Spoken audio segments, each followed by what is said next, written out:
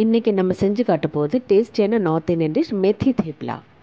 வெந்தயக்கீரை சப்பாத்தி, 2 பவுல் கோதுமை மாவு, 3 ஸ்பூன் கடலை மாவு, ஒரு கீரைக்கட்டை க்ளீன் பண்ணி கட் பண்ணி வாஷ் பண்ணி எடுத்துக்கோங்க.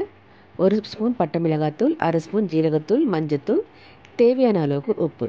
பவுலில் கோதுமை மாவு, கடலை மாவு, ட்ரை மசாலாஸ், உப்பு, கீரை இதெல்லாம் போட்டு நல்லா மிக்ஸ் பண்ணிக்கோங்க. இப்போ கொஞ்சம் கொஞ்சமாக தண்ணி தெளித்து இதை நம்ம பிசைஞ்சு எடுத்துக்கலாம். உங்களுக்கு தேவையான கொஞ்சமாக ஓமம், ஒரு 3 ஸ்பூன் தயிர் கூட இதில் ஆட் பண்ணிக்கலாம்.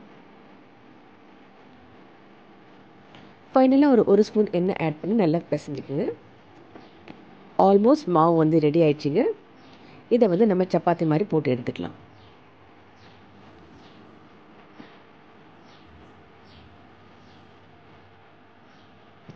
கல் காஞ்சிருச்சு, நம்ம சப்பாத்தி போட்டுடலாம். ஃப்ரண்ட் அண்ட் பேக் நல்லா வேக வச்சுருங்க.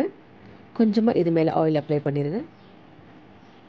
ஆல்மோஸ்ட் டேஸ்டியான தேப்லா ரெடிங்க.